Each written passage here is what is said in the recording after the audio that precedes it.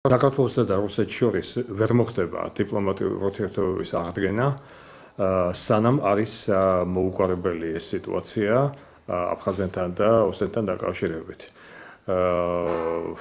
არსებობს წითელი ხაზები, რომელიც ორივე მხარისთვის არის გადაულახავი და წარმოუდგენელია ახლო მომავალში რაიმე ცვლილება და რაიმე გარღვევა მოხდეს ამ მიმართულებით, მიუხედავად იმისა, საჭიროა ურთიერთობების სამუშაო რეჟიმში გადაყვანა.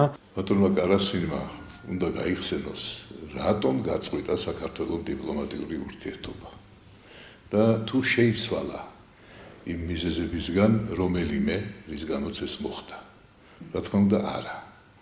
რუსეთი გვაჩვენებს საკუთარი სიჯიუტის პოტენციალს, რომელიც აღიზიანებს არა მარტო ჩვენ მოსახლეობას, არამედ მთელ პროგრესულ კაცობრიობას ჩვენ პლანეტაზე და ისინი არად დაგვიდევენ, არათუ ჩვენ მთელ საერთაშორისო თანამეგობრობას საკუთარ პირდაპირ მივიტყოდი უხამსო პოლიტიკურ ინსინუაციებს.